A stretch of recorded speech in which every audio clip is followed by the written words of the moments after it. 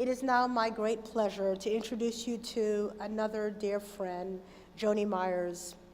Joni and her two partners from the Special Operations community co-founded Strategic Link Partners, a firm focused on security and risk mitigation for corporate and government clients. In the late 1990s, Joni started working on cybersecurity when the term was certainly not commonplace.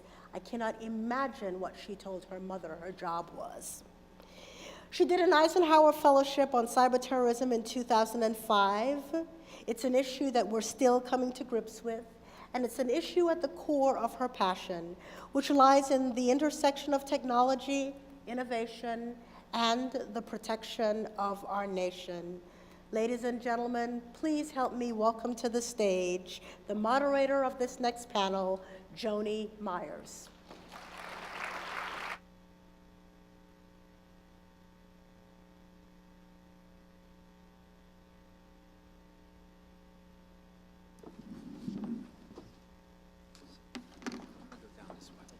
No. Okay. Good afternoon. How is everybody today? Well, you have to do better than that. How is everybody today? There we go. Okay. Ladies and gentlemen, we really want to put this hour to good use, and so I hope you beg my pardon, but I am not going to introduce our panel with the length and their accomplishments. So we're just going to introduce them by their current roles, and please look at the program where you can get their full biographies, please. They went and changed order on me here, so to my immediate right here, I'm very honored to have with us Admiral Michael S. Rogers, Commander, U.S. Cyber Command, Director of the National Security Agency, and Chief Central Security. Please welcome Admiral Rogers. Thank you. To my immediate left, my friend Congressman Mike Rogers, who's recently retired from the U.S. House of Representatives and retired as the chairman of the Permanent Select Committee of Intelligence. He is now a national security commentator for CNN and a fellow at the Hudson Institute. Please welcome Congressman Rogers.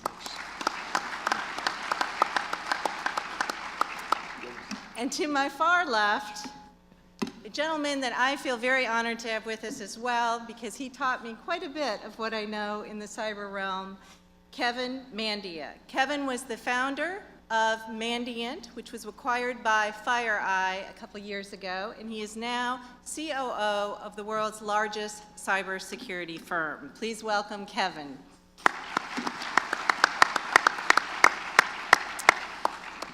So, are we ready? Let's dig in. Gentlemen, today we are faced with a series of very complex threats: transnational crime, terrorist organizations, nation states, rogue hacktivist groups. They've all mastered the cyber or digital domain to harm our economy, our way of life, and disrupt free enterprise. Today, we're joined with corporate, community leaders, legislators, folks from all across North Carolina and the South that are here to discuss innovation and rapid change.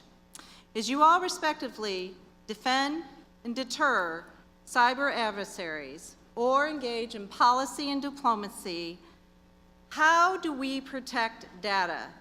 How do we look at this battlefield in one sense and also the battlefield of free enterprise?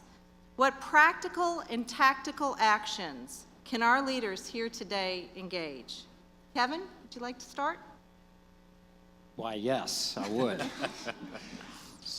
So there was a question in there, and it was about what can we do. So I'll just start off with the simplest rule of security is always protect what matters most, no matter what industry you're in. And it does change by industry. If you are a retailer, you want to protect credit data. If you're a hospital, you want to protect the patient's records and the devices that keep people alive. If you make food, you want to make sure the integrity of the food is upheld and there can't be a cyber incident that can jeopardize it. If you're a utility, don't let our lights and heat get shut down. So the bottom line is you always want to protect what matters most, the most. Okay. Admiral? From my perspective, and it's all part of the culture we're all from, I'm a military culture, so the first thing I remind people is, number one, you must own this problem. You must understand it as there as a leader, and you must step right into it and acknowledge you have a role in helping to address it. Number two, you got to create a plan. There's lots of assets and tools out there to help you as you're trying to do that, whether it be NIST. We've done some work, the commercial sector, but build a plan. Number three, start with the simple things. This is one of those problem sets where you can constantly tell yourself how complicated it is. Oh my God, this is way too tough. It kind of goes with what Kevin had to say. Focus on what really matters, but start simple. And then lastly, this is all about partnerships. The key to success in the cyber arena to me is about how do you create partnerships? Because you cannot, there's no single technology that will address this. There's no single organization. There's no single set of knowledge or insights that will give you everything what you want or need. This is all about building partnerships. Thank you. Congressman. You know, I'll talk about the policy level discussion of this. Is America's, we're going to have to figure out where we want to go, and having a partnership with the United States government, our intelligence services, who do an exceptionally good job of going overseas and finding out what bad guys are doing, bringing back and protecting government networks. Problem is 85% of the networks across America are private sector networks. So we ran into this discussion for the last 4 years I was chairman of the Intelligence Committee about how far we want our intelligence services to go to share malicious source code with the private sector so they can protect themselves. I thought it was a great idea. We had a bipartisan bill twice to that endeavor. But the public debate has not yet been settled on what that should look like. We should have our intelligence services sharing cyber malware with the private sector, companies like FireEye, so that they can do even a better job protecting those private sector networks. If we don't, we're going to have lots of conversations. We've gone from admiring the cyber problem to now seems to me we're worshiping the cyber problem. That next step better be collectively getting our act together so that we can allow these talented folks to protect 1/6 of our economic engine, which is the internet and commerce on the internet. Thank you. So let's take a moment and go a little deeper into some of these inherent challenges. So today, whether you're a CEO or a county commissioner, you're responsible for data. We live in a data society now.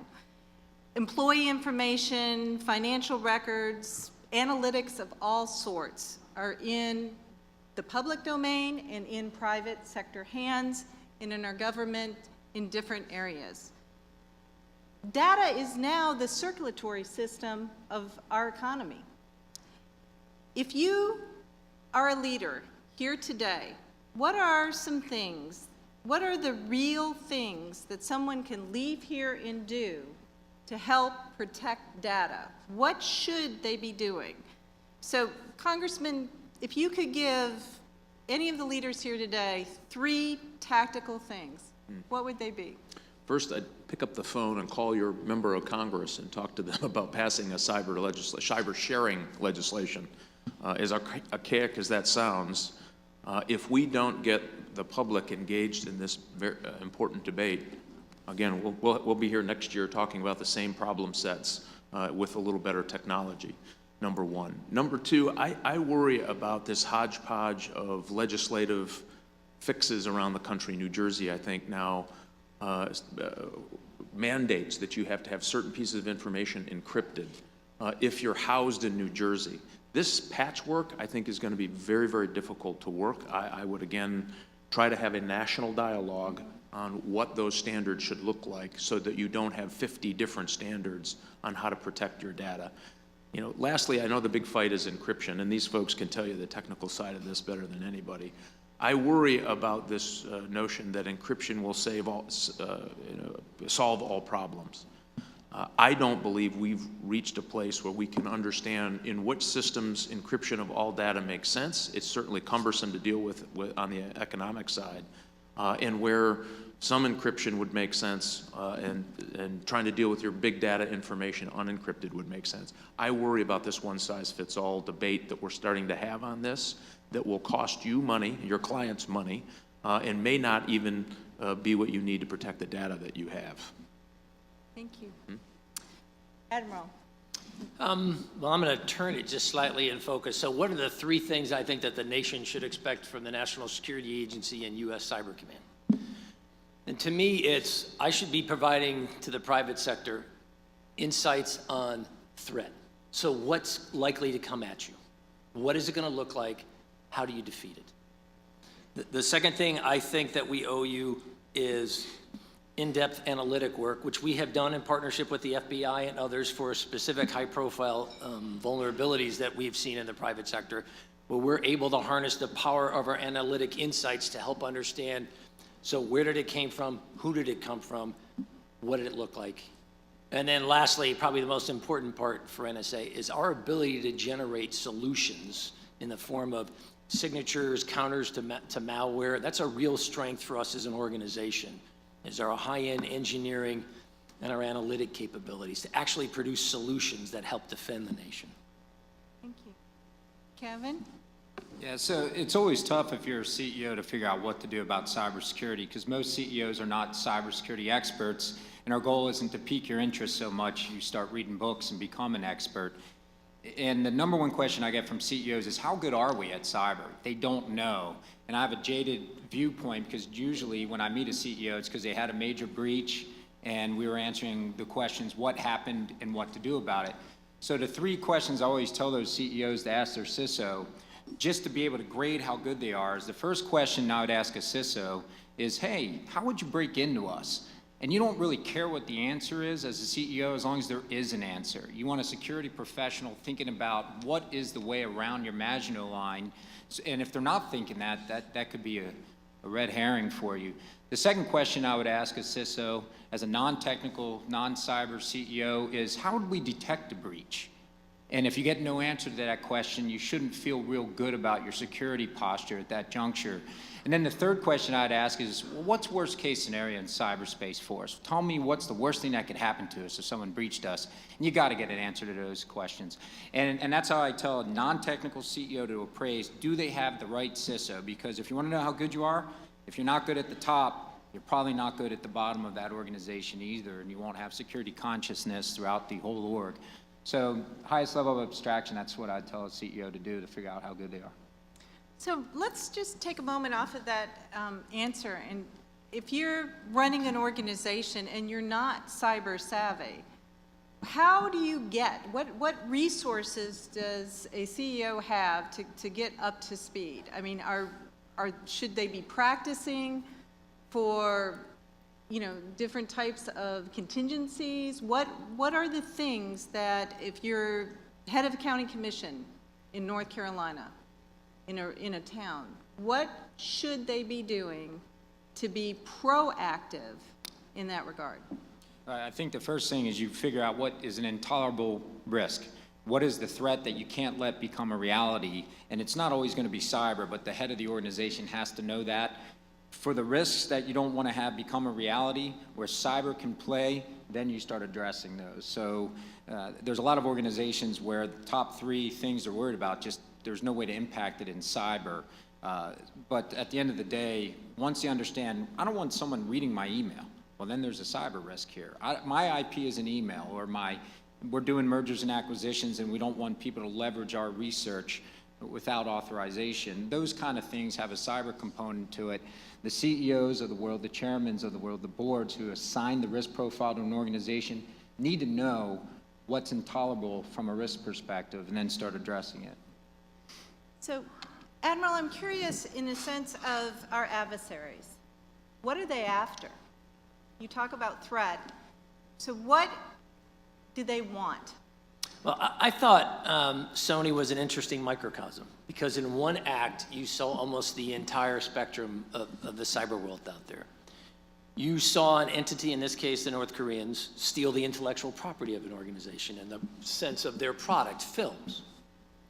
You saw them steal personally identifiable information for much of the organization's employee base, from their personal identification data to things like the salary and compensation plan for the organization. You saw them attempt to manipulate data within Sony's network, and then the one that got the most publicity, you saw them actually engage in destructive behavior designed to destroy their computer systems. Sony, to me, is a microcosm of the challenges we see out there, and it was all in one location. It's the most, of all the things that I have looked at, it's the one that had the broadest dimensions to it, which I thought, wow, we've now seen a microcosm of almost everything. Thank you. So Congressman, some years ago when we first met, your leadership in the cyber area, where it wasn't really the popular thing to embrace, I think really was a vanguard and helped in so many ways. Where are we today? Are we behind?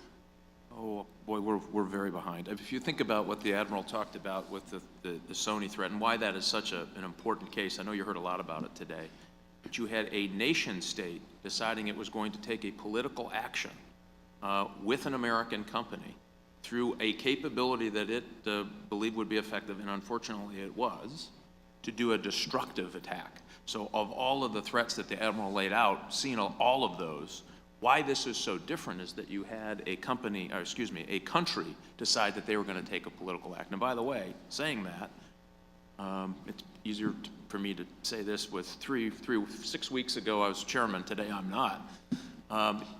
The Russians are being very aggressive. And they're being aggressive because they're under pressure overseas, right? So you have a very, North Korea is a 2, Russia is a 10, to give you an capability. Now you see the Russians starting to do things that, you wouldn't have seen maybe 2 years ago or 3 years ago. That's concerning. The Mandia report, which Kevin authored before he went off to FireEye, showed us in a public way things that we knew in the classified setting, but in a private sector publicly produced report, showed that the Chinese were aggressive enough to get on our electric grid, not because they were going to do anything, but they were prepping the battlefield. They're ready to go if they have to flip the switch and turn out the lights on the East Coast. They're ready to do it. I say all of that because I don't think the public debate is even close to where the threat is. I don't even think we're close, even with Sony. I mean, candidly, I thought, well, maybe the target, this is it. This is going to be our momentum to have a good public debate about what risks are out there. Most people yawn. They got a new credit card in the mail. It didn't cost them any money. They thought, it's not my problem. Move along. Then I thought, well, they went into the cloud and stole, an incident went into the cloud and stole, remember the nude photos of actresses? Remember this? And I thought, good, this is it. It's so personal. It's so intimate. Maybe this is most people said, hey, I can't wait to look at the nude photos of the actresses, right? Missed that boat. And with Sony, we're seeing a little bit of the same thing. Most people got caught up into the excitement of watching very well-off Hollywood executives making snarky comments about very well-off actors and actresses, and they got caught up into the jazziness of it.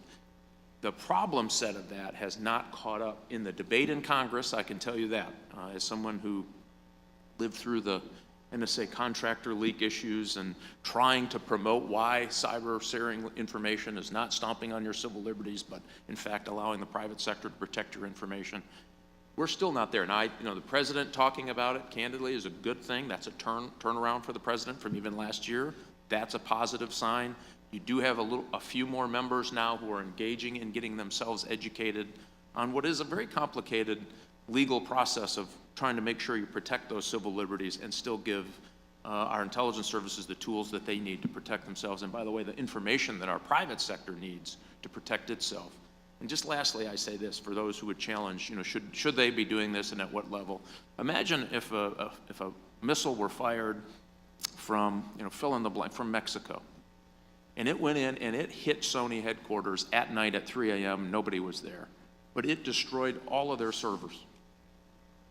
But think of that. We would be outraged. We would be thinking, oh my God, what is the government doing to protect us? We have to do something. What matter is it if it's a missile that flies in and hits one particular place with no casualties in a company like Sony, or they're on a keyboard 5,000 miles away attacking our financial grid, which countries are doing today, right now. Or our electric grid. They're finding ways to lay in wait to flip the switch. Or they are stealing intellectual property at a breathtaking pace from our economic prowess here in the United States. I mean, at a breathtaking pace. All of that's happening. And as America, again, we're just not talking about this in a way that I think allows people to understand how severe it is. And we are just one day and one lucky flick of a switch, or 1 0 and 1 in the right configuration, getting in the right place to cause a major catastrophic event in the United States.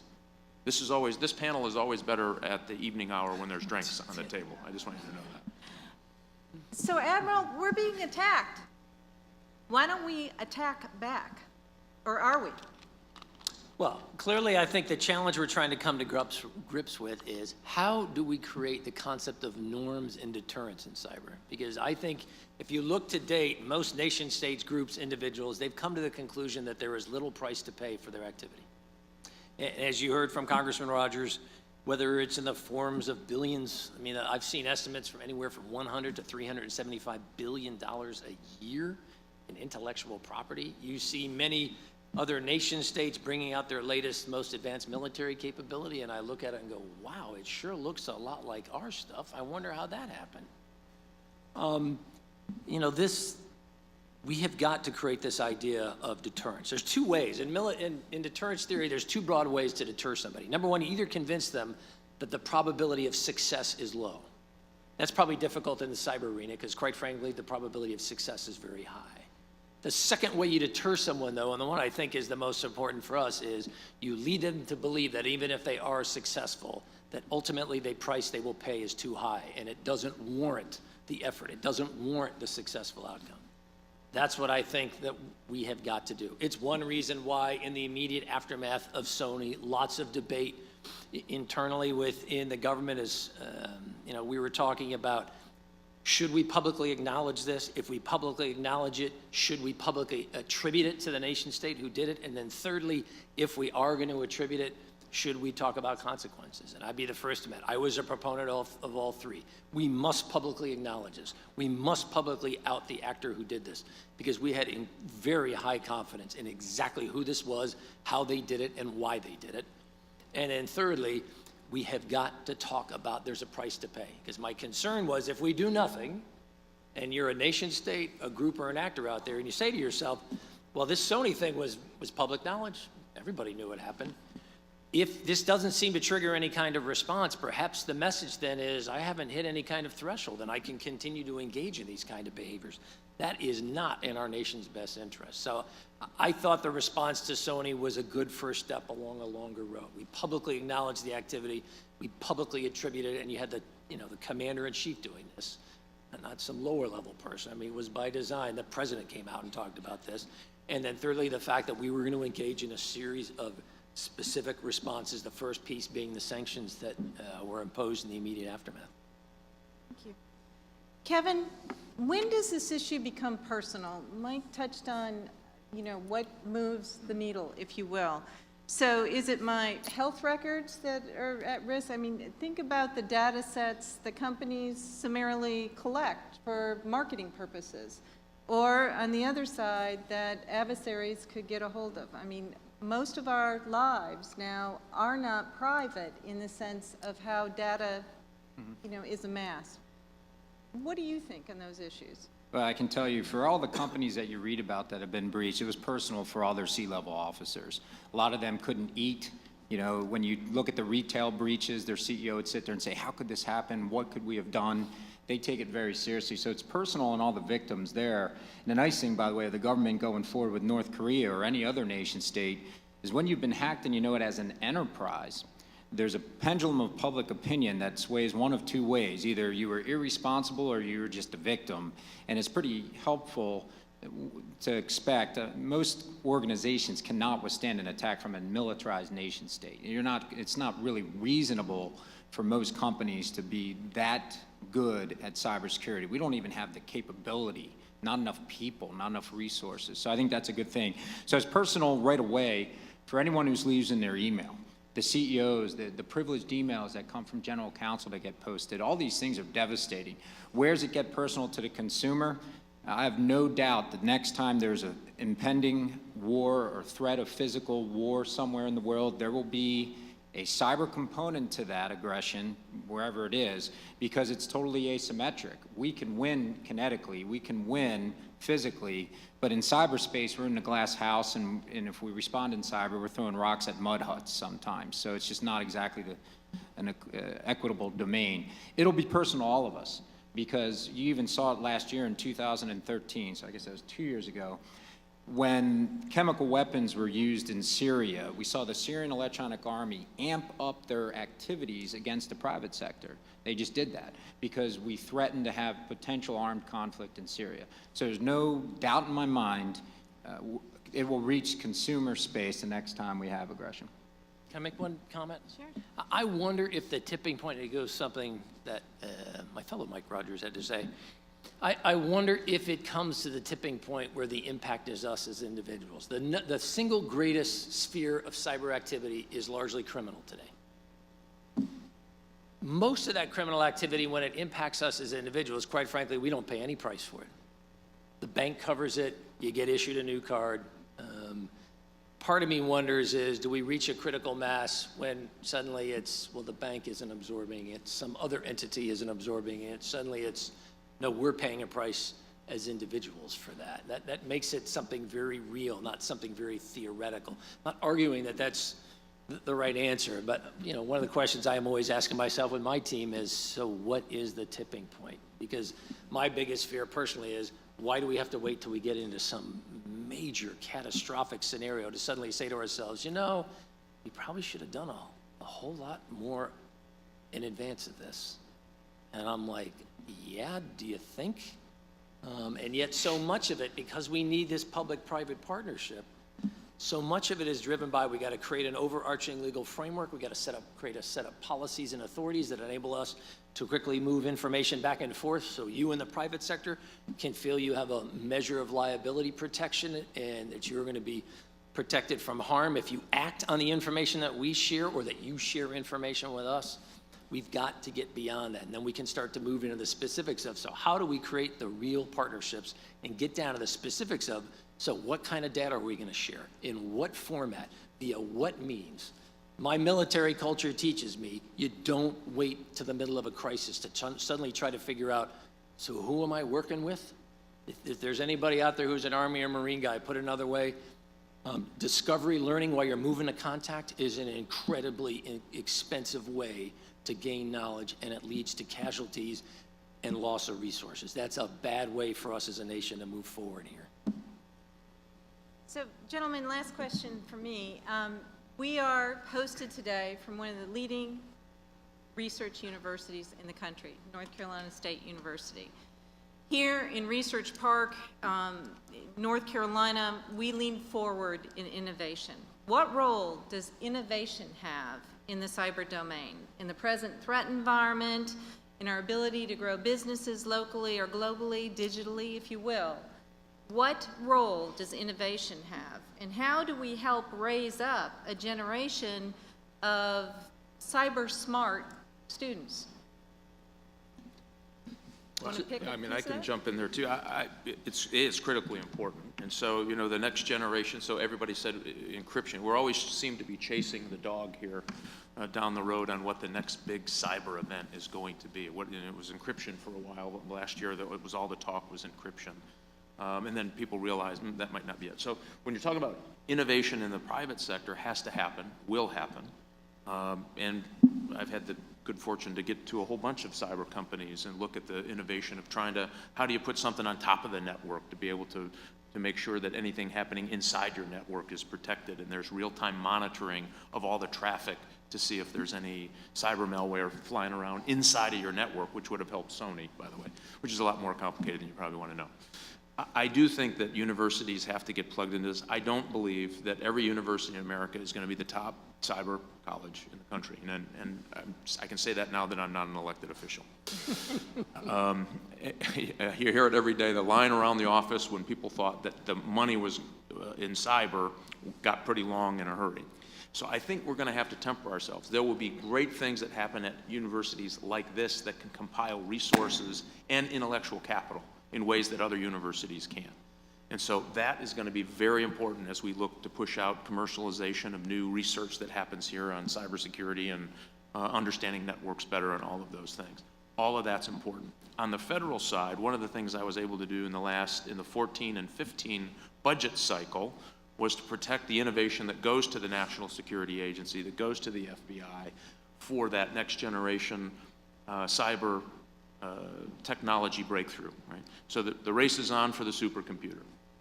China says they can do it in 15 years. I think our latest guess is probably 25 years. So that's something you can't afford to lose. That's where I think a big partnership can happen as well. You'll have private sector, 80-pound head folks trying to figure out this problem in a very dark basement with no windows in Mike's shop. And I've been there, and it's really not as cool as it is on TV. I want you to know that. Big whiteboards with lots of numbers on it. That's what I saw.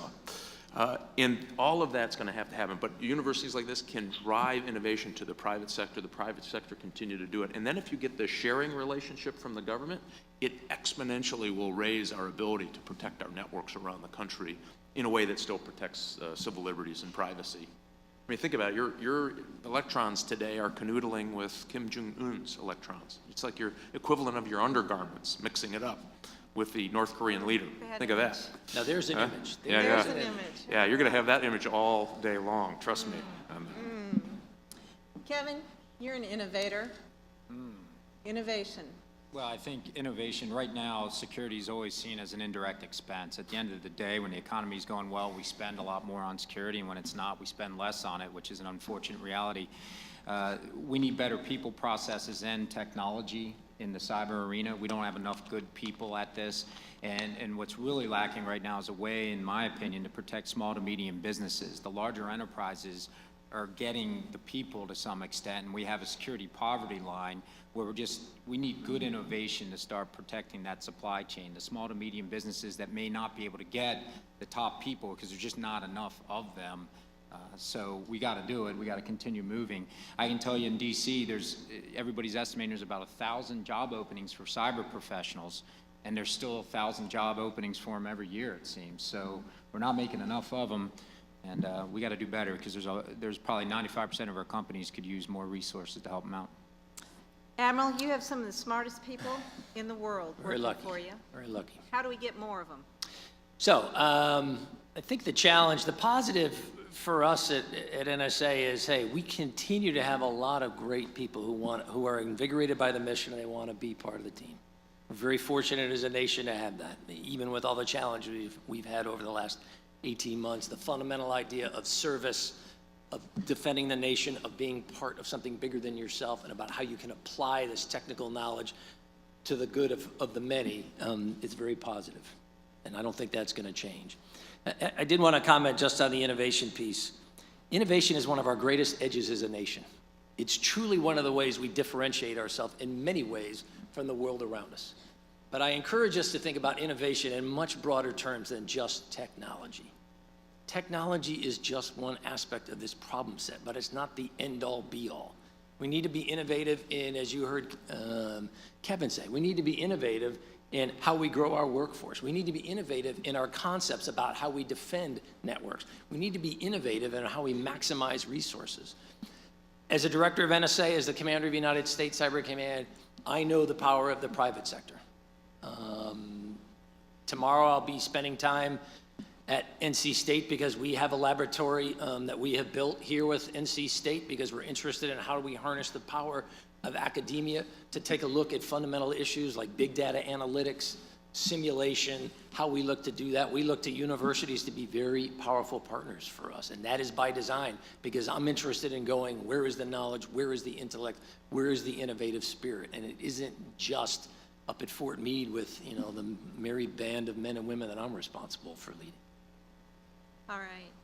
So, gentlemen, in wrapping up, I want a quick answer. 2 tactical things that folks here in this room can do. 2 tactical things when they walk out this door that they can do to help in this issue. Kevin? Well, catch-22, every security standard says you should manage all your machines, and the way we do that is we have one password and one account that works everywhere. try not to do that. So one tactical thing is if somebody gets compromised, you want that compromise to be that one machine, not your whole network. One of the Achilles heels is there's a local admin credential or a local admin password that works everywhere. Remove that, goes a long way to segment the damage and impact and consequence. Pretty tactical. The nerds out there will know how to do it. Second thing is to have I'll leave it at that. I only need one. Don't let one password work everywhere on your network, because the bad guys always get that one account and password and use it to their advantage. One thing I would do is put together an education program for your workforce. It sounds crazy. You would think that they would know. Cyber hygiene is the #1 killer for your network. 80% of the breaches that happen in your network can be prevented before it ever gets to somebody like Kevin or the Admiral. And there's a fundamental misunderstanding of people who are on your network, how to protect your network. Everything from phishing enterprises, people trying to get into your network using phishing emails, to not putting a third-party medium into your network because I want to listen to music during my lunch hour. It is amazing how many times we saw that, even in agencies who would know better, who have classifications, because this new generation coming up is about everything, telling everybody everything at all times, and I have to be connected at all times.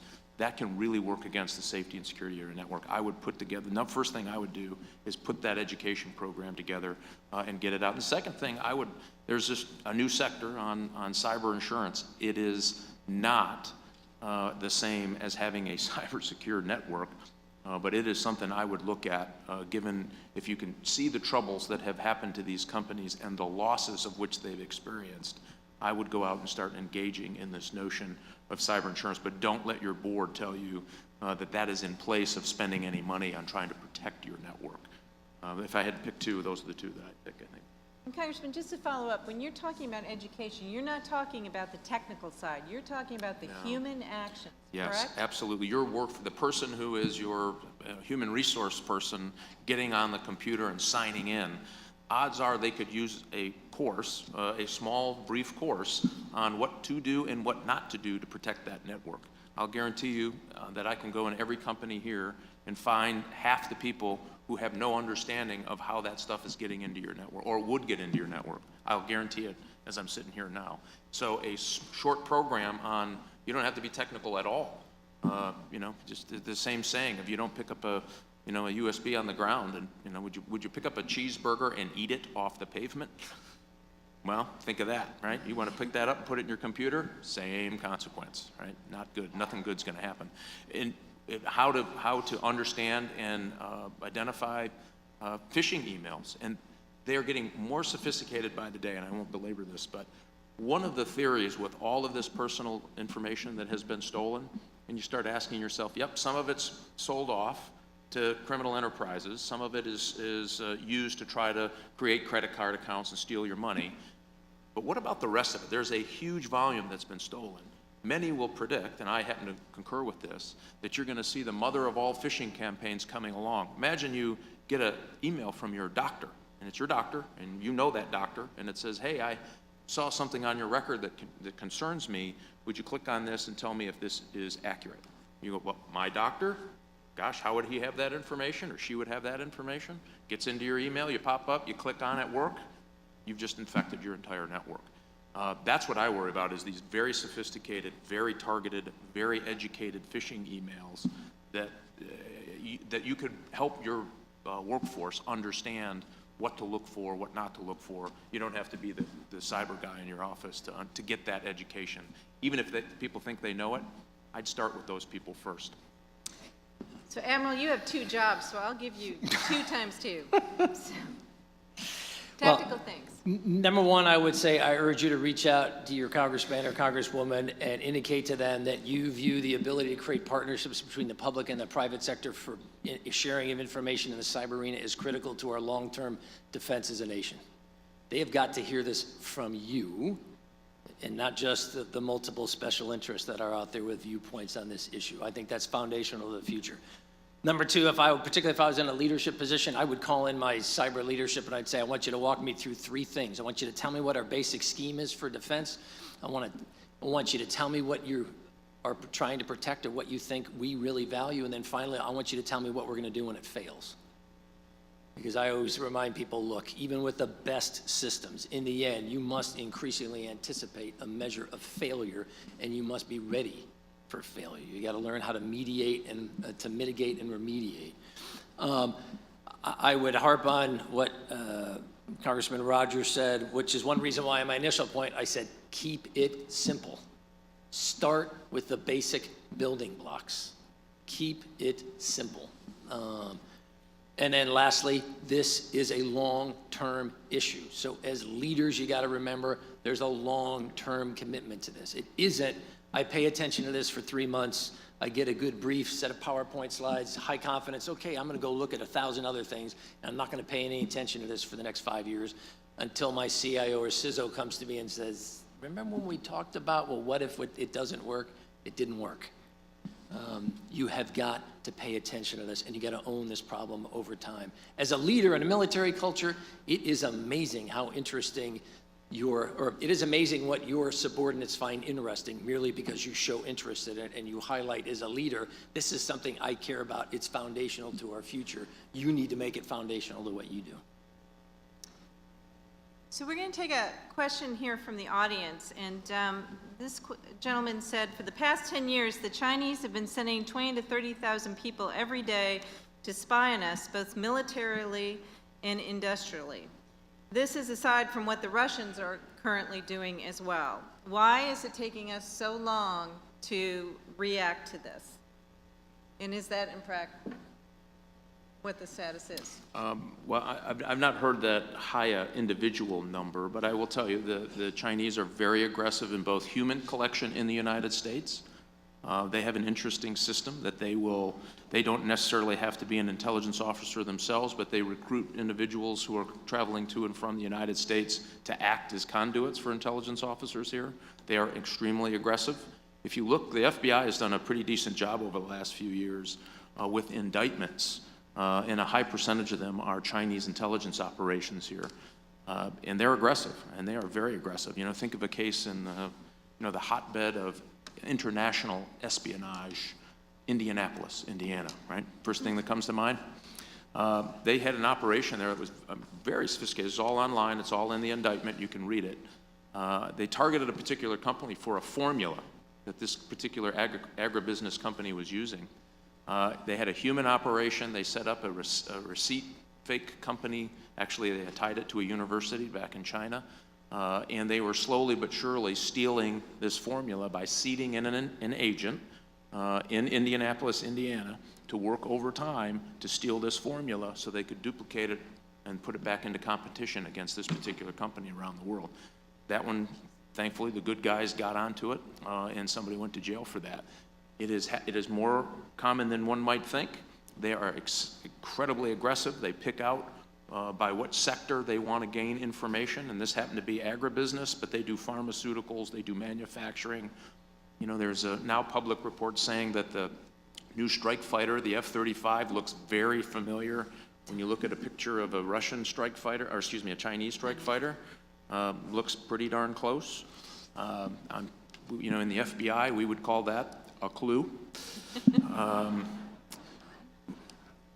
I mean, I do worry about the sheer level of Chinese targeted espionage, and we continue to yawn at our expense. I will tell you that now the SVR and their military intelligence services with the Russians is a higher agent count in the United States than at the height of the Cold War, partly because it's easier to get their people into the United States. I don't know if you paid attention, but about a month ago, they had 3 arrests of Russian spies. 2 were what was called illegals. They weren't part of the government operation. They were working in the financial sector, stealing information. So we kind of think those days are gone and beyond us, and we don't worry too much. But other nations are using our openness to their advantage when it comes to stealing intellectual property and government secrets in some ways. So that was also very depressing. Okay. Kevin, do you want to comment? Yeah, you want to have good news. But it's been interesting. I've been responding to incidents since 1993, and I, like the congressman, have noticed a difference. In the last year, I could tell you 2 years ago, we weren't responding to Russian nation-state attacks. We just didn't have any on the radar. At any given time, we're responding to 25 to 30 different security breaches, and I'd say 25 were the Chinese or Russian criminal, and all of a sudden we've got another category. So don't have a lot of good news there, because I think the Russian counterforensics is far better than what we see the Chinese doing. But I can tell you, the companies that are dealing with these breaches aren't taking it laying down. They're doing the best they can to do something. The problem we have is there are currently no risks or repercussions to hacking the United States from China or Russia or North Korea or Iran or Syria, and I don't think the deterrent's going to be in cyber anytime soon. So we'll have to do something else. So I think at a macro level, we're trying to do two things. It goes back to that deterrence idea. Number one, we're trying to make it more difficult for anyone to achieve success. Long-term process, lots of things, lots of initiatives ongoing, but that in and of itself is not going to solve this. Number two, we're trying to send a message that there is a cost to pay here. Government has indicted 5 members of the Chinese army, trying to send a message very publicly and very directly to our Chinese counterparts that this behavior, the idea of using the power of the nation state in espionage and economic warfare to steal economic data and insight, to then share it with your own private sector to give you a corporate advantage, our position is that's unacceptable. That's not what nation states do. We're trying to make the point, look, we want a positive long-term relationship with our Chinese counterparts as well as a host of other nations around the world. But there are some fundamentals to that long-term relationship that we both have got to address and ensure that we maintain behaviors within the accepted norms. And our position is this is outside the accepted norms of behavior for nation states, and it needs to stop. Thank you. Well, ladies and gentlemen, as we conclude today, I think you will agree with me that this has been both compelling, provocative, and leaves you all with action items. Did everyone get at least 2 walking out of here? I hope so. I just would like to also say, and I think the comments today would reinforce this, that cybersecurity is not the IT department's issue. It's not a problem that the tech guy or gal needs to deal with. Cybersecurity is your responsibility. It's an individual responsibility. And I personally believe cybersecurity is a key leadership issue. So I would like you all to, well, actually, before I do this, I'd like to note one thing before we finalize here, is that all of our folks here at the panel either served or currently serve the United States Armed Forces. Air Force, Army, Navy, correct? So I think the way that we can thank our very distinguished panelists today is to honor all the men and women, some in harm's way, in the intelligence community, in the United States military, Homeland Security, and law enforcement, who every day continue to serve our great nation. Ladies and gentlemen, please thank our panel.